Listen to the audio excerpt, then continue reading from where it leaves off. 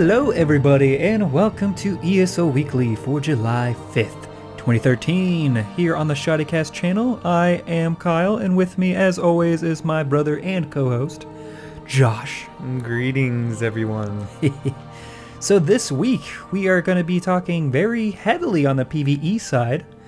We will be tackling the article called Inside ESO Dungeons on the main website, elderscrolls.com. And then after that, we will just briefly go over all the awards and stuff that they got during the E3 convention thing, because I know we kind of forgot to applaud Applaud their accomplishments Yes. for a game that hasn't even released yet. come out yet. I always thought that was so weird, by the way. Yeah, but it's cool though, because they got a bunch of different awards and nominations. So we'll just really quickly go through those towards the end. So let's jump on into the Inside ESO Dungeons article. First off, starting with player roles, they're going to be discussing the Holy Trinity, which for those of you who are not familiar, you know, those MMO noobs, the Holy Trinity is the tank, DPS, and healers. Those are basically the three roles you can choose when you're doing dungeons and raids. But you'll find that they're not as strict in ESO, as we do have such a huge amount of skill trees to go through, different skills, different weapons to swap through, and all that kind of stuff. So you'll find that you're not made to choose a specific role. You can choose several. The other thing they talk about, again, is the whole weapon swapping thing. With swapping your weapons, you also swap your skill bar. So you get a whole other set of skills you can slot based on the weapon of your choosing. Yeah. Which, again, helps you choose the multiple role things. So, again, you're not stuck in that specific, oh, I'm only going to be a tank thing. Right. So basically what we're seeing here, and it's the foundation of pretty much any MMO, is the whole Holy Trinity thing, you know, tank, healer, DPS, like you were saying. And seems to be the popular trend with MMOs nowadays, and definitely what ZeniMax is getting on board with, is this whole flexibility idea where, okay, these roles exist, but you can go off and do other things. Now, people are applauding them, saying, oh, wow, this is, I heard one guy call it a revolutionary idea. Okay, this is not anything new, and ZeniMax aren't the first developers to ever come up with this whole idea of flexibility. Hell, World of Warcraft had an entire class dedicated to the flexibility of roles called the Druid. Well, the Shaman, too. The Shaman also could double as a healer, as well as the Paladin. But the Druid's, its specific staple was this whole swapping in the middle of combat, right? Dead in the heat of combat, you could morph from whatever your DPS form is to a healer form and start healing up your allies. And people like that a lot. Guild Wars 2 capitalized on that as well. They actually went so as far as to say, okay, any class can pretty much do anything. So any class is going to be able to heal themselves and do all that sort of thing. They were looking to break the Holy Trinity altogether, and they did that pretty successfully in their MMO. It was something people were excited for. However, in practice, it's something I missed. I actually missed the Holy Trinity. Yeah. And I find that this is, the ESO is definitely a hybrid between the WoW players and the Guild Wars 2 players, because there's still the Trinity there. Right. And you can choose to be as strict with that as you want to be, or you can go the other route and be a jack of all trades and be able to heal yourself, deal damage, and absorb the damage. So it's just based on how you want to play and how you want to interact with other people. Exactly. And I would like cross between the two, because although I appreciated for a little bit being the rebel in Guild Wars 2 and saying, oh, no Trinity, it did turn out that it was something that I did miss, and so we're going to see that. All right, so let's go into DPS first. They have several bullet points for each of them. So, monsters will attack you. Don't panic, and don't expect your tank to handle every enemy alone. You have a great toolbox to mitigate damage. You can interrupt, block, and dodge while dealing damage. So this is just basically saying you're not on your own. You'll have people to back you up, but also you can help yourself by, you know, dodging and all that kind of stuff, interrupting and stuff. And let's go ahead and define, because we do have, and MMO veterans, you'll have to bear with us here, but we do have people new to the MMO space. DPS is an abbreviation for damage over time. So these are, damage per second. So the whole bullet points that we're reading off right now and all the advice that ZeniMax is giving you guys here, this is for people who are primarily looking to slaughter enemies, right? Yep. They're people who are concentrate on the number game and really bringing enemies down quickly in their health and stuff like that. So as far as what they said here about damage mitigation and interrupts and stuff like that, yeah, I think a lot of classes, from what it sounds like, are going to have a lot of interrupting and stunning abilities, which sounds cool. So Definitely. it's not all just for the thief class like we see in all the other MMOs, right? Yeah. Focusing on one enemy at a time is helpful. Coordinating your group and try to damage the same enemy, then move on to another. The longer the fight goes on, the more danger your party is in of running out of magicka and stamina. Yes. Pretty. In MMOs nowadays too, especially like MMOs like World of Warcraft, we were talking about in our last episode how we have infinite mana pools, it Pretty seems, much, yeah. In our restoration, we're just constantly coming back, and it's hard to hit us down, and we can drag out fights forever. Like, and you've played MMOs, Kyle, you know that you can spend minutes in one fight with one guy because battles just take so dang long, and you could stretch them out indefinitely. We're going to see smaller pools, and that's something to keep in mind, especially in your strategy when you're starting to build your characters. You're not going to have that infinite mana pool or stamina pool. Yeah, I definitely find this is going to be more of a regeneration game than it is a huge pool game. So Yes. You'll really want to have as much regeneration as you can possibly get on either magic or stamina or both, depending on how your build is. Area of Effect, or AoE, abilities are effective, but can be very dangerous. When you damage multiple enemies at once, you risk getting their attention and straining your healer. Be cautious when employing AoE attacks. Yes, and this is something, I love this section, and I love the way they started out with the DPS guys and giving them advice, because in a lot of MMOs what we see are the DPSers are just focused on dealing out damage, and like that's their only responsibility. I like the big numbers, that's pretty much it. I like the fact that they're emphasizing the role of, hey, you not only have to deal damage, but you have to deal damage smart, You have to know where to dish it out so it's not going to put strain on your healer or on your tank. Yeah, don't go aggroing a billion things and then killing your entire party. Right. Be careful with your attacks. Avoid attacking monsters in the back lines of a pack. More details in the next section.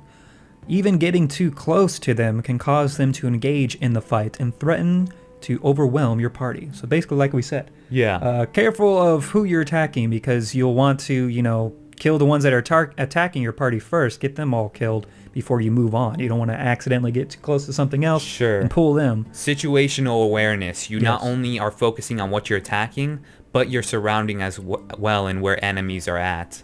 Yeah, definitely. Right. Now into the healing section for, people like me. Yes. Because I'm pretty sure I'm going to be healing. It's going to be a change. Healers, I'm looking forward to it. Listen up. And I think everyone's going to be doing their fair share of healing in this game, even if it's just healing yourself. So I think everybody should listen up here. Yep. Make sure your party has at least one player that can heal the group. The more players that bring healing abilities, the less need there is for a dedicated healer. Coordinate with your group. You might even find that with the right abilities, each player can manage his or her own health. So again, this is kind of going into the Guild Wars 2 system, where a lot of people can put a healing ability or two on there just to kind of keep themselves topped off, keep their health up as much as they can, so it relieves some of the stress on the main healer. Yeah, and I definitely liked what it said here too, because it talked about a dedicated healer, or possibly going in a group where everyone can heal, and if you choose the right abilities, you don't really need that dedicated healer so much. I'm talking about how I like the Trinity, but maybe there's people out there listening right now who liked the Guild Wars 2 system, where everyone was kind of responsible for themselves. And so my question to that would be, okay, so if we went in with, say, a bunch of melee fighters, that each and every one of them had a healing staff or a healing set somehow as their offset, right, that they can swap to, could we go in with a group of 4 then, without any dedicated healer whatsoever, and basically approach it from a Guild Wars 2 style of things? Potentially. I don't see why you right? couldn't. I mean, that's what I'm seeing. You have to do it smartly, right? So you have to sort of be wearing hybrid armor and stuff like that. But I definitely like how it's open to that possibility. Mm-hmm. Magicka potions can be a great boon, but make sure you choose when to use them carefully. Potions cannot be used in quick succession. So this is just saying that the potions will, of course, have a cooldown, because you can't just be spamming those potions like you do in Skyrim. Yeah, this is saying, listen, test players. You know how you were able to chug 20 potions in the pause menu? Those days are gone. They're behind you now. Which is good, because how unrealistic was that? I mean, come on. Unless you're... I always kind of... Because I try to explain away stuff from a lore situation. And so I'm like, how can I chug all these just mid-battle? Well, maybe my character is wearing one of those hats. You know, the ones with the beer cans, but instead they're filled with health potions and you're just sipping them through a straw. I don't know. But no, none of that. No beer hats. Well, where is he keeping 300 pounds of gear? I don't get that. That's either, how. Whatever. That's a tough. Okay. Magic. That's how I explain that. The tank won't be the only party member taking damage. This is intended, and you will need to watch the other party members carefully. Now, this is good. This is good, because I don't like in WoW where, like, the tank was basically responsible for taking all the damage and would get yelled at if anyone else took a hit. Yes. Unless there was, like, you know, a ring of death or something on the ground, get out of the fire. That kind of thing, you know, that's on you if you mess up. But I'm liking this because it shows that the tank is not the only one that's responsible. You'll take damage too. Remember that you can interrupt, block, and dodge. Crowd control abilities that stun, slow, or otherwise incapacitate enemies can be extremely useful for healers. And so can damaging abilities. Ooh. Interesting. Yep, so in other words, you know, take care of yourself, all right? Yeah, take care of yourself. You have abilities there to help take care of yourself. Yeah, and I don't know, I've healed very little, but the reason I didn't heal a lot in MMOs was because of the fact that I always felt like I was just on the back lines, never really took any damage at all, and was only healing. I was staring at a bunch of health bars the whole time. I remember, because at the end of my WoW experience, I became a healer, and that's kind of what I was doing. And I was realizing I was missing the entire fight, because all I was doing was staring at raid frames. And that's it. I didn't get to experience what the monster was doing. I didn't get to experience everyone beating on the ankles of said monster. Sure. It was just me staring at green health bars. Exactly, and that's why I personally have always been scared away from healing. And so I'm looking at it more seriously in this game than I would in other games, because of the fact that, okay, I'm going to be attacked. I can stun some crap too and, you know, get down and dirty with the other guys. Definitely. Next is onto the tanking segment. Tanking. In a fight with a large group of enemies, a tank's ability to control the fight is critical. Stun the healers, interrupt the spellcasters, you'll be the best party member for the job, because your stuns and interrupts will tend to get those enemies to attack you back. Interesting. Very good. Very interesting, because what we're seeing here is a kind of a stun-based aggro system. So your stuns and interrupts are going to affect your aggro more than anything else. Yeah, it's not just who's doing the most damage. Yeah. Or who's using the most threat-generating abilities.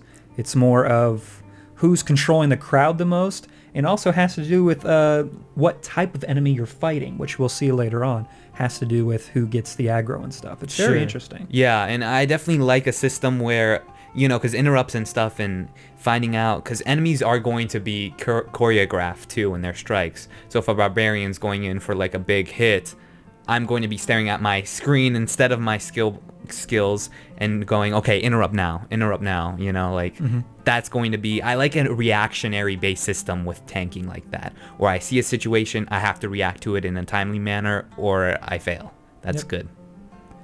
You do need to stay engaged with tougher monsters like bosses. They hit much harder, and your damage mitigation and extra health will keep you alive where other characters might die. Okay, so standard tank stuff, Yeah, right? you see something big or something, you know, kind of angry looking, you might want to go for that first. Something especially mean looking, yeah. So our tanks are built for, they've got the extra armor, the extra health. They're meant to take the brunt of the hit for the big guys. All right, and that's pretty much it for the whole kind of role or Holy Trinity system that they're doing. I think it's very good that they are taking kind of a hybrid approach to this, where they do see that people want the Holy Trinity, but don't also want to be tied into very strict roles. Sure. So I think that's very good. Definitely. We'll see how it pans out. Yep. On to the monster behavior, how things will act in ESO. Yes. They talk about monsters not attacking based on the traditional threat system. though there is threat in the game. So they'll talk about that and how monsters choose who they're going to attack. And combat focuses on animations, telegraphs, and visual effects, not just like UI messages like boss mods or something like that. But also, I'm kind of wondering if with the whole modding UI thing that they're going to be having, if it might come to that, though. If you might see deadly boss mods just displaying messages on the screen. See, and that's what I'm kind of afraid of too, and I totally know what you're saying. Imagine the scenario. We'll go back to the barbarian scenario, right? A barbarian's got a big axe and he's going in for a huge hit. Now, what I like about the Elder Scrolls Online, what they're telling us, is the approach they're going for is that you want to be aware what's happening on the screen. You don't want to be staring at your skill bars. You need to be looking at that enemy. And when you see him going in for that big strike, you're going to have to counter that. You know, you're either going to have to roll, dodge, get out of the way, or bash him, to stun him, react to that. Now, what I'm afraid we'll see with kind of the UI mods like you're saying is that instead of only having that barbarian go out for that big swing, that deadly boss mobs or whatever goes, hey, this guy's going for a swing, and it comes up with this big text on the screen that's like, dodge, or That'll be even something. worse if it tells you what would be the best thing to do based on like your stamina count or something. It'd be like, dodge, okay, dodge, because I have the stamina for it, or it'll say block or something like that. That would be even worse if it even gets that detailed. Yes, and basically just tells you what to do. Because what this game for me, and I agree entirely, this game for me is taking away from the whole UI element. And I want to focus on the combat of it. That's going to add so much to the immersion, because MMOs, we haven't really got that sort of immersion because we've had like dozens of skill bars, not only lining the bottom of our screen, but on the left and the right of our screen as well. And so the more we can reduce that and focus on, I'm staring at this enemy, I need to figure out what he's going to do next, and combat that with the skills that I already know. Like, we already know what skills we're going to have. We're not going to have to look down at our skill bar so much too, just because we've only got 5 skills. We have 5 skills and then also our R2 mouse clicks. So anything where that adds to immersion and subtracts from the artificial UI, I'm all aboard for. All right. So there are bullet points. Enemies in any room in a dungeon are all aware of each other. When one is attacked, the others are alerted and prepare to fight back. We call this pack mentality. Pack mentality. Okay, so they've coined a new phrase here, the pack mentality, which I like. My ears perk up for this. And they've given an example of this, like your party enters a room, some humanoids see you and they blow a war horn to alert everyone else in the room. Yes. That doesn't mean that they're going to attack you right away. Some of them could just be preparing for the fight to come, so they might be like buffing themselves up in the background while you're attacking your current group of enemies, which they will explain. Yeah, I mean, anyone who's played MMOs can appreciate just how much this adds to the realism of the game, because we've had the big room with all the mobs. They're neatly set in groups of 4 or 5 scattered throughout the room. You pull one and don't have to worry about pulling the rest, even though like they can totally see that their friends are being attacked, right? The NPCs are standing in the same damn room as you, yet they're totally oblivious of your presence. You're somehow, camouflaged in that room. By default, a pack of monsters spreads out, and each enemy chooses a target. Player actions can change their targets to some extent. For example, taunt abilities force an enemy to attack you for a fixed duration. Attacking an enemy that hasn't been attacked recently can also cause its focus to switch to you. So again, very cool. Monsters will spread out and everything, and they choose their own targets based on several different things. Based on who's damaging them, based on taunt abilities, even again, which they haven't mentioned yet, but based on like what kind of enemy it is you're attacking, be it a ranged or melee. So it's going to be very interesting to see how the whole threat system and aggro system works in this game. Yeah, what I thought was interesting too was the part where they said attacking an enemy that hasn't been attacked recently can also cause them to focus on you. I almost see tanking being very useful on the AoE side of things. So AoE tanking, where you're hitting multiple mobs at once, because the mobs are not only account for, okay, how much damage has been done to me and who has been dealing the most damage, but who's the most recent person that's attacked me. Right. AoE is gonna, as a tank, I mean, I know I've tanked so much in MMOs. AoE is definitely seems like it's gonna help with that. Which is why I think damage dealers will really want to focus more on the single target aspect. Target, Yeah. Definitely. Otherwise, they'll find them pulling mobs that they don't want to be pulling because of that AoE damage. So it's going to be very situational when you want to use AoE attacks, I think. So it'll be very interesting. God, even more and more you see the focus on tactics in this game. Not just PvP, but PvE as well in dungeons and stuff. Tactics is just going to be, that's the goal. It's tactics and resource management. Right. It's not, and we have to really remove ourselves because it's hard for me, like reading things like this in articles. I'm in such a traditional MMO sense where, it's a numbers game. Whoever does the most damage to a mob, they're getting the most aggro unless a tank has a taunt. Oh no, it's more situational than that, and we're seeing that definitely. I agree, which I appreciate so much more. The more we can take this away from being just a numbers game to a strategic tactic game, I'm getting wet just thinking about it. Pack monsters don't all attack at once. Some immediately join the fight, but others prepare in the back lines before moving in. If you get too close to backline enemies, or if you attack them, they'll join the battle. Okay, so this is what I was worried about here. And because what I'm picturing, they're saying the guys on the back lines are kind of holding out on the fight, right? They're on the sidelines, not assisting their other allies. They're just buffing up or doing whatever they're doing. Because I've played games like Assassin's Creed 2 comes to mind, where I'm fighting a massive circle of enemies are all around me, right? Right. And they're all aware I'm there. Sure, yeah. They're all aware I'm there. And they're looking at me and they're like, grr, arg, and taunting me. But only one's attacking me at a time. And I only have to deal with that guy, and sure, the others are aware I'm there, but they're not helping at all. And so what I'm afraid is, I'm gonna go, okay, wait a second. So this one group of 4 are attacking me, right? These 4 goblins, let's say, are attacking me. Why these 5 are beefing up behind them, why don't the 5 just attack right now? Like, is there a reason they should be holding back and buffing up? There may be. Or should they just be attacking me right now to, unify in numbers? Are they just being stupid goblins? I don't know. Well, it says others prepare in the back lines before moving in. That doesn't mean that they won't move in. That just means that they're going to be doing something to prepare. It could be like the example with the charging of the Dwemer spiders that are charging up, and they have this orb to allow other people to walk in and also charge themselves up, so that when they do join the fight, they're going to be hitting hard. Okay, so I could see that. That would kind of be a race against time, is what you're kind of saying. You're going to want to get those little mobs down quick before the big boys come in. Exactly. Or then you're facing like a wave scenario, right? So you're dealing with the first wave, but the second wave, when it's ready, it's coming for you.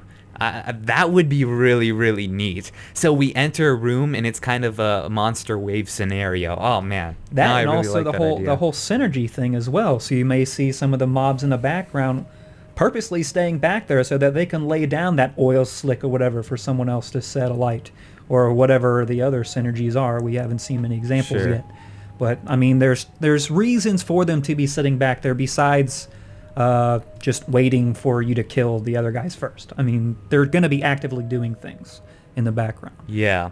What those are, it'll be nice to see. Yeah, we'll see. I mean, we'll see how smart they actually pan out to be, because they are building these NPCs to be pretty dang smart, and depending on how smart enemy mobs are, I want to do more PvE because of it. And that's one of the reasons I've always been kind of pulled away from the whole PvE thing, because at least in PvP they're smart because you're fighting other players that know their shit.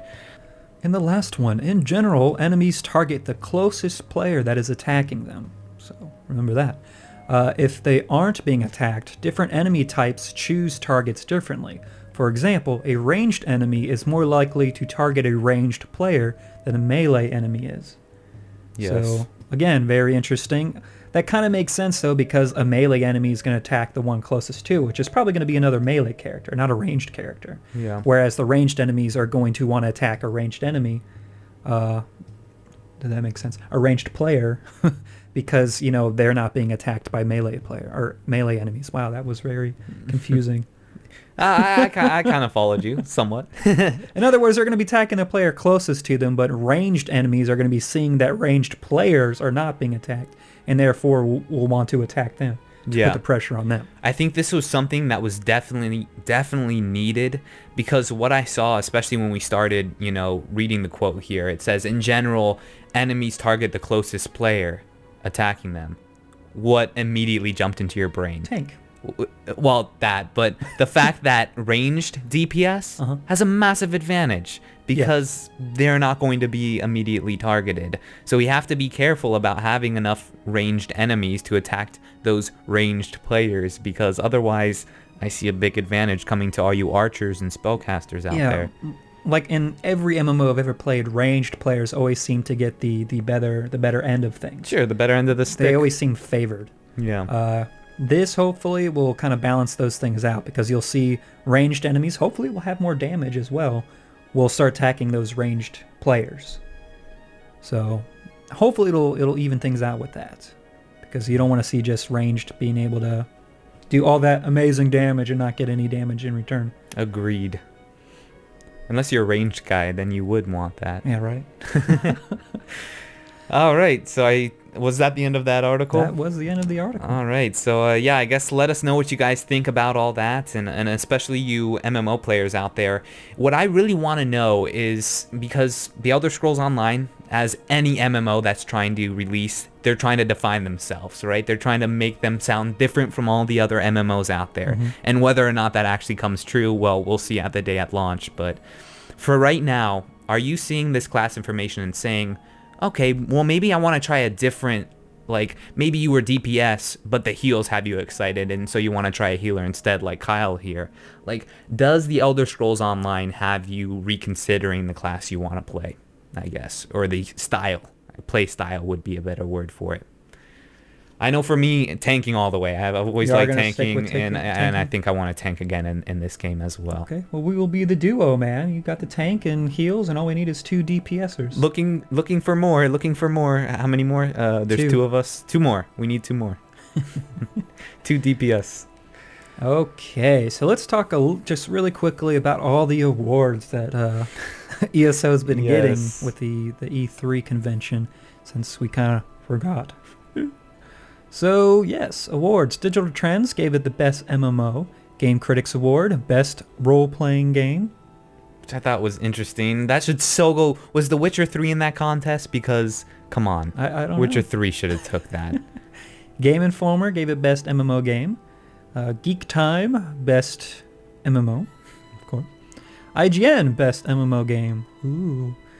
Just Push Start, Best MMO, go figure. I think you're seeing a lot of... I'm definitely seeing a pattern here. MMORPG gives it Most Anticipated. I think that's a much better named award, because I said this at the start of this episode here, but I always thought it was weird giving games, awards before they're even released. Because what is this right now? Like, giving The Elder Scrolls Online Best MMO is not really... It doesn't make sense. Like... What would make sense is to give it a Most Anticipated. It's like Best MMO based on the information in hand. You know what it is? Best Hype Train. You have the Best Hype Train award because you've got the most hype generated. This game could release and utterly suck, and all these awards mean nothing. Basically, what you should get from all this is people are excited for The Elder Scrolls Online. Yeah, it seems the 2 big games this year, or maybe next year, is going to be ESO and Titanfall. These games, I'm like, I can't wait to play. Cannot wait. And Witcher 3. And, well, I don't know when that's going to come out. That's probably like a year away, if not more. But yes, Witcher 3 is going to be awesome. Yes. I'm telling you, that's going to be the next Skyrim. Oh. I mean, I don't want to dig its own grave or anything, but I think it's... I don't want to... I think it's going to be good. All right. On into the community segment. First off, let's talk about this website called adoringfan.net. What do you know about it? Adoringfan.net is basically a database, one big database that really doesn't have a job right now until the game releases. Because, whenever a game comes out, like Guild Wars 2, for example, all the auction house people trading on the auction house, you go to the database, too, to check into items. What other ways are databases useful for in MMOs? I see a huge thing on like crafting, what armors look like. Sure. So you know where to attain those armors, how to make them, whatever. Maybe they'll start adding builds or something like that for you to add. I'm not sure. I saw they had like a quest system they all allow, so you can upload whatever quests you've done, how to do them, where to go, that kind of stuff. But it seems to be like it will be a good database once they're allowed to actually add information. I see that they're asking beta inviters or invitees to go ahead and give them whatever information they can. Obviously, they won't release that information yet, but they are gathering it, and they're only releasing information that has already been confirmed through gameplay and stuff that ZOS Sure, has they gotta released. be careful about NDA. Yeah. They gotta really And they have tiptoe. that disclaimer up there and everything. Yeah. So they're being careful, but they're also trying to get ahead with the information. Sure, to release it. So adoringfan.net, that definitely seems to be the site that is on top of this crap. So I would definitely bookmark it now and get ready to use it, because you're going to need another online resource to go to and refer to throughout your game time, and a database is definitely one of the tools an MMO player needs. Adoringfan.net. All right, moving on. On to the questions from the audience. First question from Dylan Folsom. Hey Shoddycast, first thing, you guys are awesome. My name is Dylan, and my question is, in Elder Scrolls Online, you guys I think have mentioned that vampires will be prevalent in the game, or at least accessible. So without a wait function, because it's an MMO, will vampire characters have to just wait inside for 12 hours of the day and only come out at night? I'd love to hear your thoughts on this. Thank you very much. Keep up the good work. I like this question. So yes, we know the Elder Scrolls Online is going to feature vampires, and a lot of them, and rightly so, because Molag Bal, he made the first vampire. If it wasn't for him, there wouldn't be vampirism in the world. I think what we're gonna see, no, you're not going to have to stay inside while it's light out, because nobody would want to be a vampire. Oblivion went about it in a lot more hardcore way to, yes, if you were standing outside as a vampire, the sun did damage to you. Your health ticked down and you would die. So going outside was a really, really rough thing in Oblivion. And where I appreciated that, because it was a more hardcore look at vampires, that's what vampires are. They can't go out in sunlight. We saw a way dumbed down and casualized version of it in Skyrim, right? So we could still go outside as a vampire, but our stats suffered for it. I think our health was reduced, or our stamina. I think just generally our stats were Something reduced. along those lines. But the Elder Scrolls Online, I bet you right now, I'm just saying, it's going to be even more casualized than that. It's going to be an even more dumbed down version. I could see them coming out with vampirism in the Elder Scrolls Online and having it be only a bonus thing and no negatives to it. Do I hate that idea? Yes, I hate the idea of not having any negative connotations to being a vampire, because being a vampire, you should have strengths and weaknesses. What do you say to that, Kyle? What do you think they're going to do? It's probably going to be one of two different ways. The one, like you said, where it's nothing but a skill line. So basically you just get an additional skill line with skills for you to use. Or the other thing is they'll have to balance out between a debuff and a buff to kind of balance it out. Otherwise, no one's going to pick it. So you might see like a reduction in stamina or something, but then you'll get a buff in Magicka or something like that. So it'll have that balanced out buff and debuff system. So you may want to choose it because, say, you're a mage class, and it does give you more Magicka with lower stamina. What do you care? You want that Magicka. You don't really care much for stamina. So it would be a win-win, really, to pick vampirism, because you would, A, have more access to skills, and then also you would have more Magicka. So I would like to see it more like that, to where, yes, you'll get debuffed in one area, but then buffed in another, and not just have it be just additional skills. Yeah, there has to be negative, and obviously the negative has to, go hand in hand with the positive. It's got to be a calculated thing. Do I want to be a vampire? Yes. Okay. I know I'm going to lose this, but I'm going to gain X, Y, and Z. Next one from Simon Ruska. G'day guys, Simon here. Great work with all the videos and everything. I have two questions for you. First one is in regards to Tamriel Foundry's Ask Us Anything, where one of the questions involved the Green Pact. The response that was given from ZOS was that the impact of the Green Pact would be up to the player. Does that mean that if I see some stinking cat, I'm looking at you Kyle, picking flowers in Valenwood, I can put an arrow through its eye and use that arrow to roast my dinner? Which brings me to the second question. What breeds of Khajiit do you think we'll see in ESO, both player and NPC? Thanks guys, keep up the awesome work. How rude. A cat killer. We got a cat killer. He's talking about shooting me in the eye with an arrow and using it to roast his food with. I mean, who else fantasizes about this? What I think they meant by like the player can choose is more of like a role-playing feature. Definitely, yeah. Yeah, not so much like actual mechanic of the game. So yeah, Yes. I think that's all they meant by that. If your question is, if you see Kyle picking a herb, is he going to be flagged for PvP and thus killable? Like, no. Not going to. Now, can you go, hey, Kyle, you're a douchebag for doing that? And he's like, oh, F you. Like, that's probably going to be it. It's all going to be verbal. So NPCs, where they can react maybe more harshly, players can just be verbal about it. I'm sure that's what it means. Hey, you, stop trampling all over my flowers. Yeah, exactly. What was it? Oh, types of Khajiit in the game. So the ones we usually see, or the only ones we actually see, are the Suthay Rot. Suthay Rot. I have it here, cheat sheet here. So those are the ones that you've seen in like Morrowind, Oblivion, and Skyrim. Those are the ones you see the most. What would I like to see in ESO? I would like to see some of the mount ones, the ones that they use specifically for like pack horses for riding on, because those are in, the Elsewhere mod had a couple different Khajiit in there. They actually had like 3 or 4 different ones. Yeah. Like big Hulkin ones, which there's so just many. massive. Yeah, there's so many varieties too, and you pick them up and read about them in books. And Right. The ones I would love to see in like a PvP scenario, going along with our alliance battles, would be the Sinche Rot, however you pronounce that. Which are these huge ones. What do they say? They're like 2 times the height of an Altmer, but then 50 times the weight. So this thing is massive. It's like an elephant running in there, like a battle Khajiit. It's crazy. That'd be cool. So this big thing just running in there with whatever on it. I mean, that would be awesome to see. There's potential for them to add other Khajiit.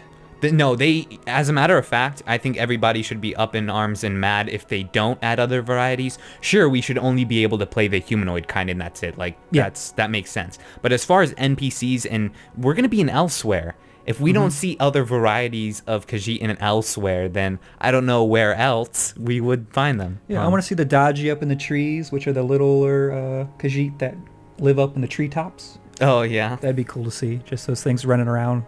Yeah, so shooting at Bosmer. Let's hope they add those for sure. They need to be in there. Yep. So that is it for the Shaudience questions. If you have any, please send them to askshadi@gmail.com. I remembered it, so you didn't have to go back. Yes, very good. And no text questions, audio questions only to askshadi@gmail.com. Any text questions you have, you can leave in the YouTube comment section below, on Facebook, or on Twitter, or the website. Wow, lots of places. Lots of places to leave your text questions. All right. And it is time now for our sponsors of the week. We should start talking like that in unison. Right. I'm sure it won't annoy the hell out of anyone. All right. First one is from Pony Sparks. Pony Sparkles? Like Tony Sparkle Sparks? Pony? I don't know.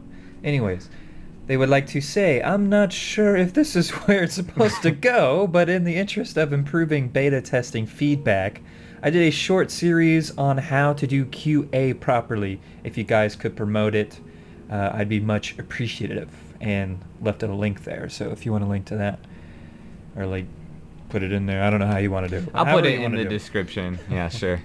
And we got quite a few new ones, new donors. So thank you to all of you guys. Next one's from Bilal Suleiman. Sorry for that butcher. I'm sure. I know. What can you do?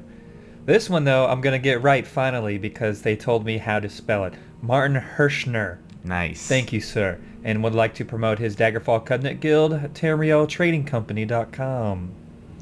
Another one, once again, from Richard Jordan, who would like to... Oh, well, go ahead, do your little...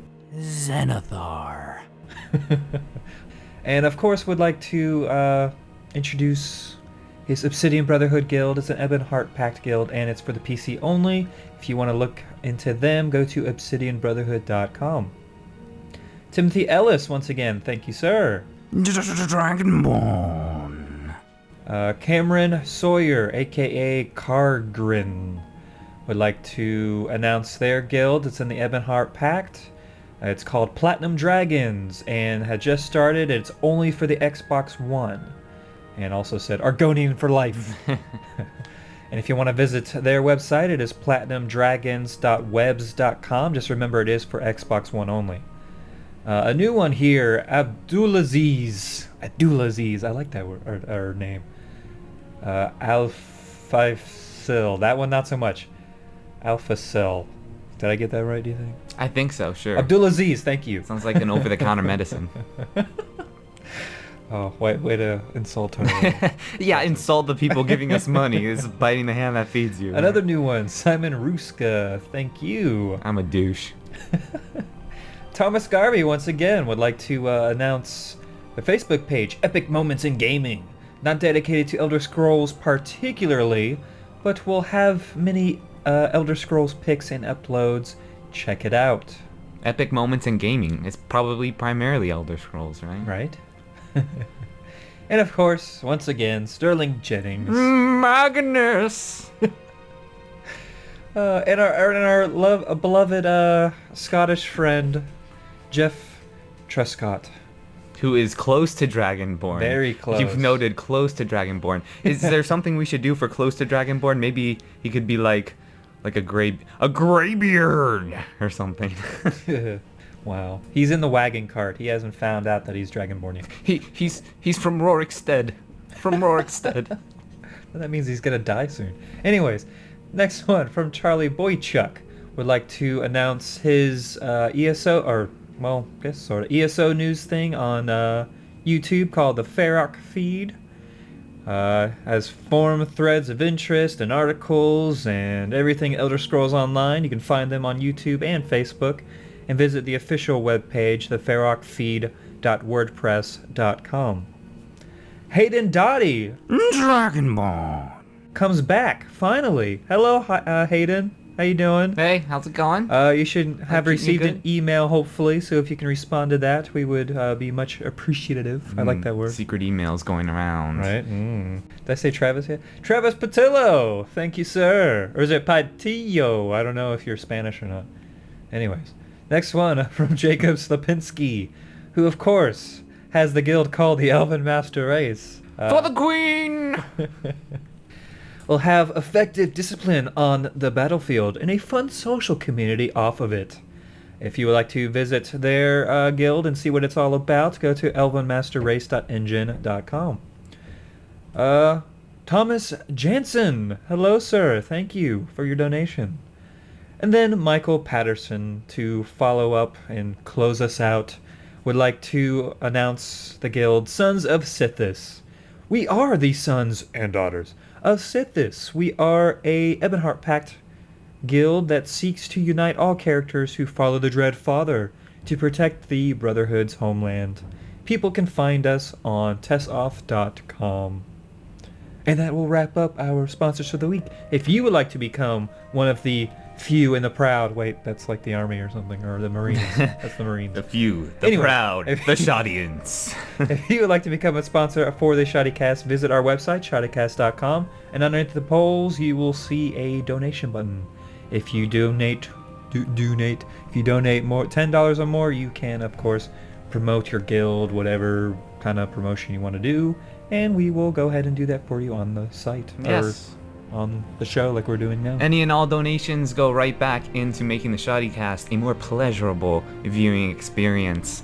Alright, I think we've reached the end of our episode, ladies and gentlemen. Thank you so much for tuning in to the Shoddycast. Don't forget to tune in tomorrow for the next installments of the Elder Scrolls lore series. Learn how one nation conquered an entire continent. I am, of course, referring to the Imperials. I have been Josh. And I've been Kyle. We'll catch you later. Bye.